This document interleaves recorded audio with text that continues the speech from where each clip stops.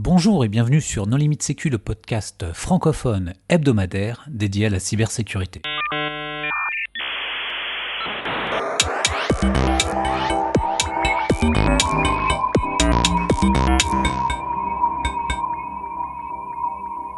Alors aujourd'hui, nous recevons Jérôme Notin à l'occasion des 5 ans de la plateforme cybermalveillance.gouv.fr. Bonjour Jérôme. Bonjour. Pour discuter avec lui, les contributeurs de Non Limite Sécu sont Nicolas Ruff. Bonjour. Marc-Frédéric Gomez. Bonjour. Hervé Schauer. Bonjour. Et Jean-Philippe Gaulier. Bonjour. Alors Jérôme, en introduction, est-ce que tu voudrais bien te présenter ? Eh bien, déjà, merci de m'accueillir. Donc, Jérôme Notin, je suis le directeur général du groupement d'intérêt public ACIMA, Action contre la cybermalveillance. Est-ce que tu peux nous refaire la genèse de ce projet ? Rapidement, parce que 5 ans, il y a eu un historique avant. En fait, la création de notre dispositif vient de la présentation de la stratégie nationale pour la cybersécurité du numérique en 2015 par le Premier ministre qui disait qu'il fallait que l'État se renforce. Donc il y a eu à cette occasion un renforcement des moyens de l'ANSSI et puis également qu'il fallait que pour les autres publics qui n'étaient pas gérés par l'ANSSI, donc les particuliers, les entreprises et les collectivités, il fallait mettre en place un dispositif d'assistance aux victimes, d'où la création de notre dispositif. D'ailleurs, à l'époque, nous avions fait un épisode No Limite Sécu sur le sujet déjà. Tout à fait. J'en ai un excellent souvenir. Alors, tu peux nous rappeler quelles sont vos activités ? Alors, les activités, je vais plutôt parler de missions. 3 missions principales. La mission d'où le nom d'ailleurs. Donc une mission d'assistance quand on est victime des différents publics que j'ai évoqués. On vient sur la plateforme et alors soit à travers grâce à une requête dans un moteur de recherche, on va tomber directement sur notre site. Par exemple, je reçois un mail qui m'accuse d'être pédophile et que depuis le nom du directeur général de la gendarmerie nationale, donc avec ces requêtes un peu compliquées, mais pédoporno Christian Rodriguez par exemple, eh bien on va, puisqu'on a fait des gros efforts de référencement naturel, on va tomber sur l'article qui concerne ce qu'on appelle nous en interne l'arnaque à la brigade de protection des mineurs, et donc on va trouver les conseils qui disent que finalement c'est une arnaque et qu'il faut surtout pas prendre contact avec les auteurs, en tout cas les expéditeurs du message. Donc ça c'est pareil, un exemple qu'on a. On a également sur notre plateforme la possibilité pour une victime de faire ce qu'on appelle nous un parcours, c'est-à-dire que on va qualifier l'incident de cybersécurité, on va poser quelques questions et à l'issue des questions qu'on pose, on va poser un diagnostic et en fonction du diagnostic, donc quand c'est pas technique, on va simplement donner les conseils. Quand l'État a mis en place une réponse ou soutient une réponse, par exemple tout ce qui est fraude aux moyens de paiement, contenu illicite, eh bien on va renvoyer vers la plateforme qui traite ce sujet-là, puisque on a été créé en tant que guichet unique de la cybermalveillance. Donc nos auditeurs peut-être connaissent Pharos, Thésée et Perceval, mais le commun des citoyens français ne les connaissent pas. Donc en tant que guichet unique, on va renvoyer vers ces dispositifs. Et puis la grande spécificité de notre dispositif, c'est la capacité, donc par exemple pour une entreprise victime de rançongiciel ou une collectivité victime de défiguration de site web, eh bien de renvoyer, alors de poser le diagnostic, de donner les conseils et également de proposer une mise en relation avec des prestataires de proximité. On a 1200 prestats sur l'ensemble du territoire national qui peuvent aider les victimes sur des sujets qu'on a considérés nous techniques.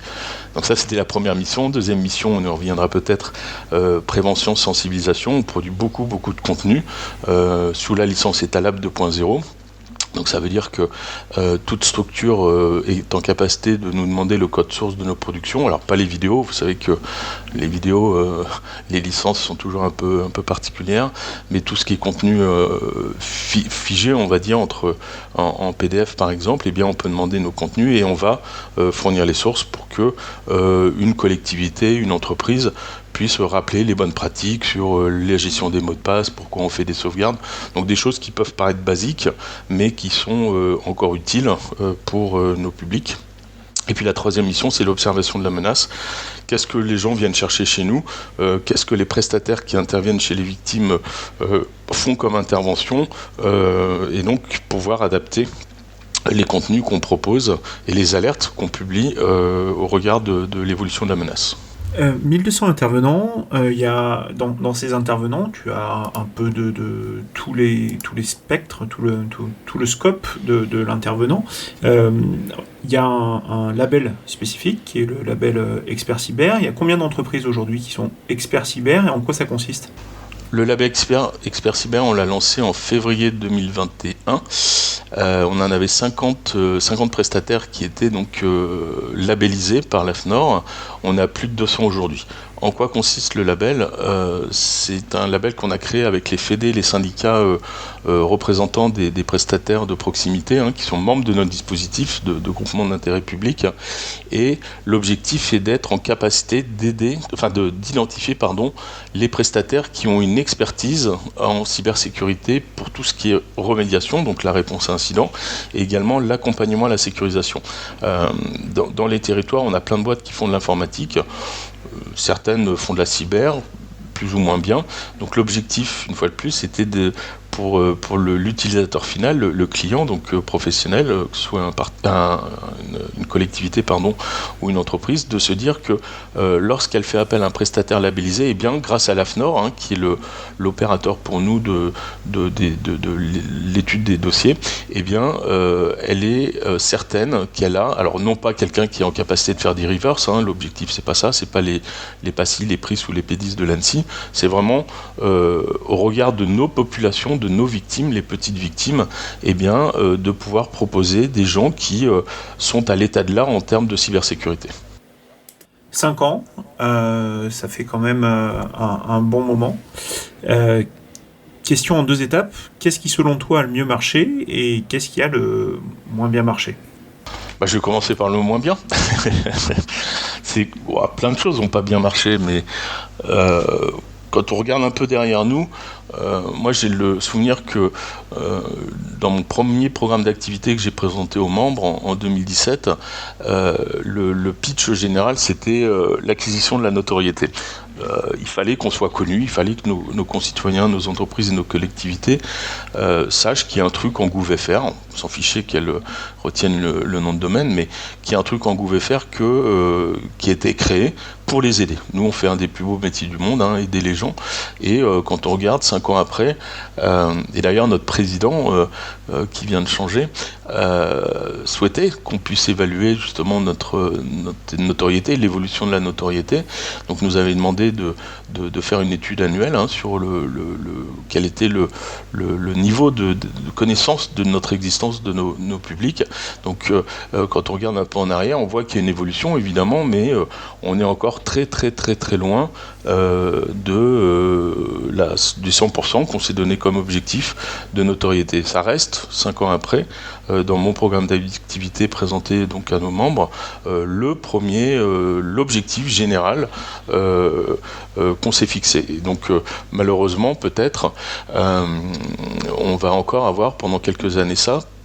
Alors ça s'explique, on a très très peu de budget, on est 17 aujourd'hui, 17 agents au sein du GIP, on a environ 2 millions d'euros, donc et quand on regarde, une fois qu'on a dépensé le loyer, une partie des salaires, parce qu'on a des agents mis à disposition par nos membres, l'ensemble des frais fixes, le DPO externalisé et autres, on a entre 200 et 300 000 euros en début d'année, puisque on reste sur la comptabilité publique, donc il faut faire des budgets prévisionnels, on a 200-300 000 euros de capacité d'investissement. Donc c'est pas avec ça qu'on va faire des grandes campagnes de sensibilisation sur le modèle de la sécurité routière. C'était quelque chose qui nous était demandé justement par nos géniteurs. Donc voilà, ça s'explique. Après les réussites, peut-être le label, et puis d'une manière peut-être un peu péremptoire, je pense que quand même si on n'a pas réussi au niveau de la population, dans notre écosystème de la cybersécurité, je pense qu'on a réussi à démontrer notre intérêt, tout ce qu'on était en capacité d'apporter, et puis donc notre positionnement aujourd'hui, je pense, est plutôt bien établi. Alors moi j'avais une question pour toi Jérôme, ça concerne un peu quand une victime appelle, tu as une liste de 1200 prestataires.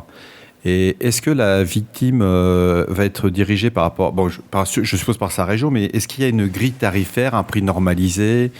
Quand un prestataire intervient, est-ce qu'il facture ce qu'il veut? Comment que ça se passe? Ça se passe très bien, bien évidemment. Alors, si tu me permets, Marc-Frédéric, la victime n'appelle pas. La force de notre dispositif, c'est d'être une plateforme. On n'a pas des gens qui sont derrière un téléphone pour répondre, ce qui nous permet de passer à l'échelle, ce qui nous permet de traiter pratiquement 4 millions de visiteurs cette année sur la plateforme, ce qui nous permet de traiter 280 000 parcours sur l'année 2022. Donc c'est le premier point.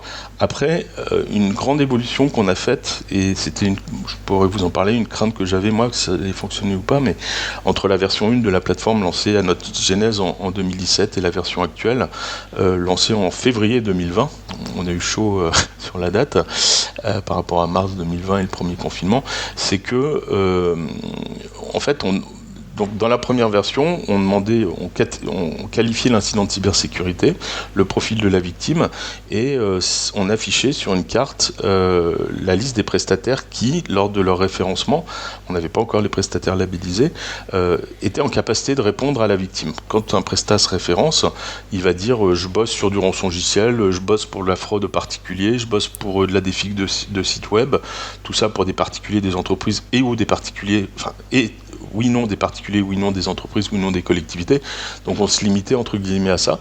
Et quand on a lancé la V2 de la plateforme, en fait, on a pris un risque qui était qu'on changeait complètement la cinématique de la mise en relation et que, en fait, c'est la matrice de la plateforme qui allait contacter les prestataires en disant à tel endroit, tu as une victime qui a tel incident de cybersécurité, si tu veux prendre, clique là.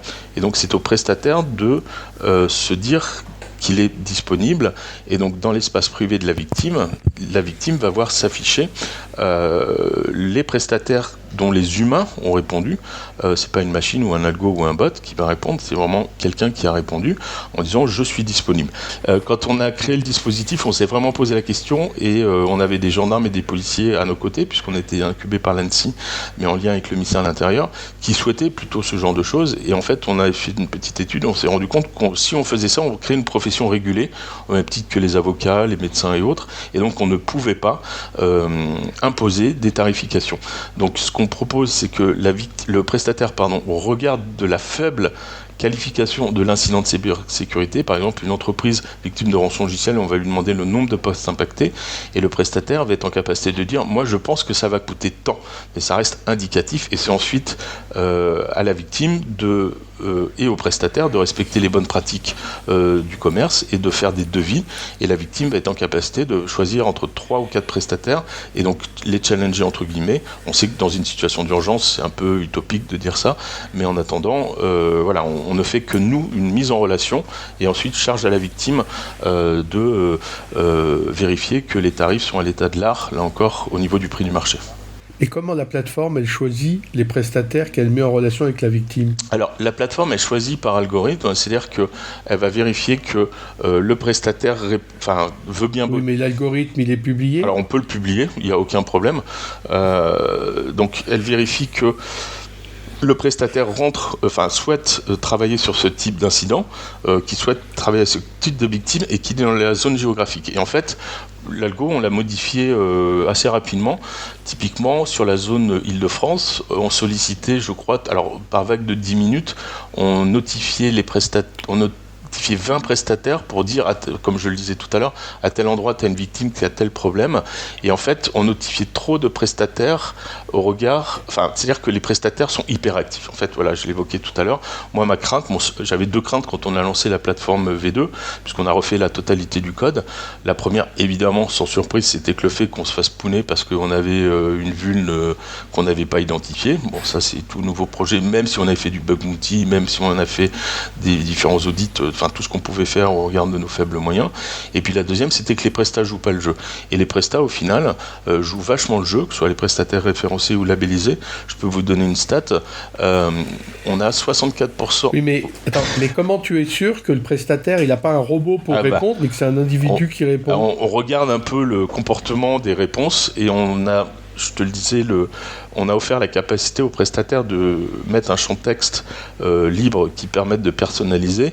Et si on a eu un prestat qui a fait, parce qu'on regarde le nombre de réponses et le nombre de leads, parce que j'ai pas peur de le dire, donc d'opportunités commerciales qu'on propose aux prestataires et référencés et labellisés, et ceux qui répondent le plus et ceux qui ont le plus de leads, on regarde les réponses et on voit si c'est automatisé ou pas. Une fois de plus, je te disais, on en a eu un qui a essayé de jouer à ça. Tu détectes s'il est interfacé sur OpenAI? Alors, celui-ci pas encore, parce que c'est un peu récent, sauf s'il avait, comme je sais plus quel prestataire qui avait fait une étude pour je sais plus quel ministère, c'était un troll qui était passé sur Twitter, où effectivement ils ont eu un accès privilégié avant tout le monde à OpenAI.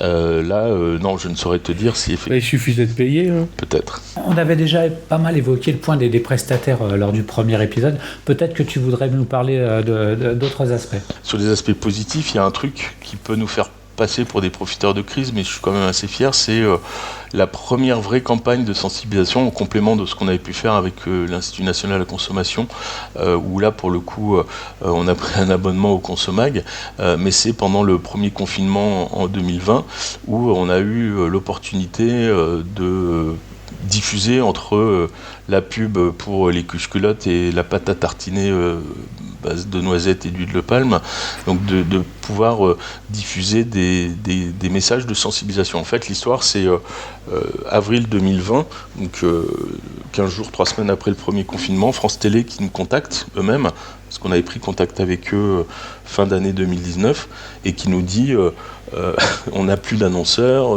qui signent avec nous, les annonceurs avec qui on avait signé se retirent, donc on a des créneaux disponibles pour faire des espaces pubs. Et là on a monté une petite équipe interne au sein du JIP, on était 3, et en 3 semaines, et ça je peux vous dire que dans l'administration, quand j'en parle, les gens ouvrent des yeux, ouvrent les yeux, plus que... si je les endormais, ils se réveillent, et qu'en 3 semaines, donc on a identifié le besoin entre guillemets, on a identifié les prestataires potentiels, on a passé le marché et on a produit ces clips. Et donc en 3, alors ça a mis 5 semaines parce qu'après il y a des choses au niveau de la publicité qui sont nécessaires, des organismes qui valident. Allez, pour la petite anecdote, puisqu'on est entre nous, typiquement un des clips, on avait une voiture qui était en panne et on l'avait fait tomber en panne à la campagne. Donc c'est-à-dire qu'il y avait un arbre. Alors c'est pas des vidéos, vous avez peut-être vu des vidéos où on avait tourné des vrais films avec des vrais gens. Là ce sont des infos, enfin pas des infos, des motion design, ou en fait de petites animations. Bon. Et donc le type tombait en panne à la campagne puisqu'il y avait un arbre derrière, et donc il faut valider, en fait, c'est un peu brouillon mon explication, mais en fait quand vous produisez des pubs pour la télé, il y a un organisme qui valide le fait que ça corresponde aux usages de la publicité. Vous ne faites pas fumer des enfants ou boire de l'alcool, ce genre de choses. Et donc ces gens-là nous ont dit ah bah non, il ne faut pas que vous mettiez l'arbre, il faut que vous mettiez un immeuble parce que c'est pas bien pour l'écologie. Donc on n'a pas le droit de tomber en panne en pleine campagne. Bon, c'était la petite anecdote. Au-delà de tout ça, donc on a produit nos clips de sensibilisation et on les a diffusés sur groupe France Télé, groupe TF1 et groupe Canal. Et ça, c'était gratuit. C'était la première vraie campagne multi-chaîne de sensibilisation au sujet de cyber. Et une anecdote qui me revient en vous rappelant cette histoire, juillet ou août 2020, on faisait tous des rétex, souvenez-vous, on était déjà sur les visios, mais on pensait que l'histoire Covid était derrière nous, qu'on allait plus revivre des confinements, et donc on revenait sur ce qui s'était passé 3 mois avant, et j'ai eu l'occasion de faire une visio avec d'autres structures. Il y avait d'ailleurs un représentant d'une collectivité, et le type dit à la fin, bon ben, écoutez, moi je voudrais juste dire une chose, c'est qu'il y a un représentant de cybermalveillance.gouv.fr, je voudrais juste le remercier parce que mes élus ont vu vos clips à la télé et c'est un type d'une petite collectivité, une petite communauté de communes, et le type dit mes élus ont vu que le sujet passait à la télé entre la poire et le fromage, et ils se sont dit donc ça passe à la télé, c'est un vrai sujet, et le type il a obtenu ses budgets de sécurisation grâce à nos petits clips. Et je peux vous dire que ça fait super plaisir d'entendre ça, quoi. C'est quoi les gros projets ou le gros projet à venir pour cybermalveillance après ces 5 ans ? Alors, je vais avoir du mal à discriminer. On a plein de gros projets. 2023, c'est une grosse année pour nous. Vous avez peut-être entendu... Alors, c'est pas à moi de faire les annonces politiques, donc vous avez sûrement entendu parler du filtre anti-arnaque porté par le ministre du Numérique, Jean-Noël Barrot, où en fait, nous, tout petit dispositif, c'est nous qui pilotons ce qu'on appelait la task force qui intègre l'ANSSI, le ministère de l'Intérieur, police, gendarmerie, l'AFNIC, le campus cyber, Bercy, à travers la DGE et la DGCCRF. Et l'idée, c'est de proposer d'ici quelques temps au ministre un dossier de décision qui évalue les différentes approches techniques de ce que peut être ce filtre anti-arnaque. J'ai récemment fait une présentation à différents CERT. Je me suis un peu planté parce que j'aurais dû leur expliquer que techniquement, rien de forcément nouveau, pas gros challenge, pas grande innovation. Par contre, une innovation d'usage, parce que il existe Google Safe Browsing, évidemment, il existe ce genre de choses, mais on est tributaire de gens dont on n'a pas la maîtrise. Là, quand on aura réussi collectivement à mettre ce dispositif, ça veut dire qu'une banque, un CERT bancaire, pourra nous dire là, ce nom de domaine, ou cette URL est malveillante, en tout cas est un site d'hameçonnage, bloqué là. Et donc ça, on aura cette capacité en quelques minutes, parce que c'est l'objectif, de pouvoir ne pas, en tout cas prévenir l'internaute, puisque c'est la demande politique, prévenir l'internaute que qu'il souhaite se rendre sur un site malveillant. Donc ça, c'est le premier point. Oui. Tu bloquerais uniquement l'accès au site ou tu ferais le takedown du site? Le takedown, c'est-à-dire que tu démantellerais le site? Pas le takedown. L'objectif, c'est pas le takedown. Juste le blocage. Oui. Ça supposerait une extension de navigateur ou quelque chose comme ça? Les différentes approches techniques, mon cher Johan, sont en cours d'étude et seront présentées au ministre. Donc ça, c'est le premier point. Le deuxième point, c'est le 17 Cyber. C'est une annonce du président de la République en janvier 2022, l'année dernière, où là, c'est un projet qui est piloté par le ministère de l'Intérieur. Mais grosso modo, l'idée, c'est de se baser sur des choses existantes, pas sur des choses à venir potentielles qui marcheront ou qui marcheront moins bien, et donc de pouvoir rediriger vers une plateforme qui débruite, selon les termes du ministère de l'Intérieur, qui qualifie l'incident et qui donne les conseils, et si besoin de la victime, proposer une mise en relation avec ce qu'on appelle les FSI, donc les forces de sécurité intérieure, par chat.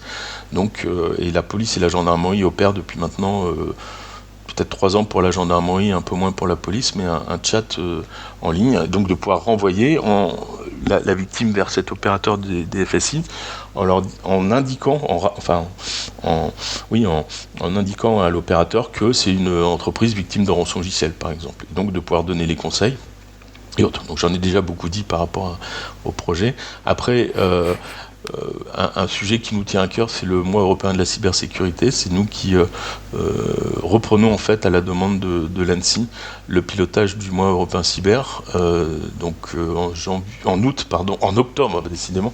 En octobre 2023, on sera pilote de l'ECSM. Donc on va coordonner également les actions et la communication sur le sujet. Et puis avant-dernier projet qui nous tient à cœur et qui est important pour nous, c'est les labellisés. On l'a évoqué tout à l'heure, donc continuer à travailler avec les labellisés, et faire connaître le label et augmenter le nombre de labellisés dans les régions, dans les territoires. Donc on travaille avec le campus cyber Nouvelle-Aquitaine et le centre de formation de l'ANSSI sur le sujet à établir un référentiel de compétences qui va permettre aux organismes de formation, mon cher Hervé, peut-être que ça t'intéressera, donc de pouvoir proposer des formations pour que les prestats qui font de l'informatique dans nos régions, mais pas forcément de la cyber, puissent monter en compétences et potentiellement obtenir le label expert cyber. Et puis je termine rapidement sur ce qu'on appelle nous Sens Cyber. Donc c'est un petit dans le sens facilement accessible, module de e-sensibilisation qui va être proposé au plus grand nombre, donc très complémentaire du MOOC de l'ANSSI. Donc 3 petites sessions de 15 minutes, comprendre les cybermenaces, agir et transmettre les règles d'hygiène. Comment tu positionnes cybermalveillance par rapport aux équipes de réponse à incidents régionales qui sont en train de se développer en France? Et quand une victime te fait un signalement sur la plateforme, est-ce que c'est dirigé vers un prestataire ou si c'est une victime qui fait partie d'une collectivité territoriale, par exemple, ce sont des gens à l'intérieur qui disent tiens, je déclare ça sous cybermalveillance et... Alors, deux choses. La première, c'est on déclare pas, on vient chercher de l'assistance chez nous. Faut vraiment noter ce point-là parce qu'effectivement, on a pas mal de journalistes qui